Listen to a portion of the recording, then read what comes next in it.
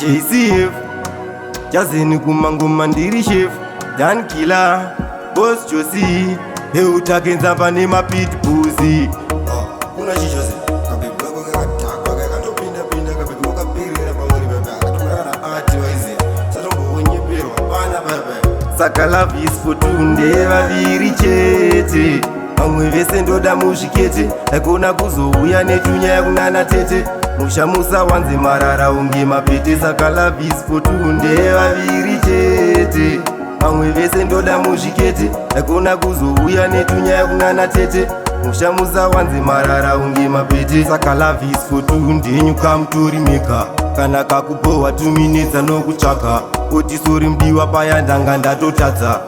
wakapenga ndiwe wega uneswaka muri tu ndati munonzwisisana pamunenge matadzirana motaurirana pakaita wechitatu makutanga kutukana zvifaiti zvotobaka mumba makutorovanwa saka love is for tunde vaviri chete vamwe vese ndoda muzvikete aikona kuzouya netunyaya kunana tete mushamusa wanze marara unge mapete saka love is for tunde vaviri chete vamwe vese ndoda muzvikete aikona kuzouya netunyaya kunana tete mushamusa wanze marara unge mapete chinzwa kamudiwa kana uripo zvinofaya kana ukandisiya unenge wandiuraya sera nsina kuona ini shuwa ndingarwara zvimakuhwa ndezvavo usavateerera ndiwe wandinoda pauri ndakaperera ukuona uchiuya ndinomerera mashoko ari muhana ndokutaurira kureva zvemashuwa ini ndichakurora saka love is for tunde vaviri chete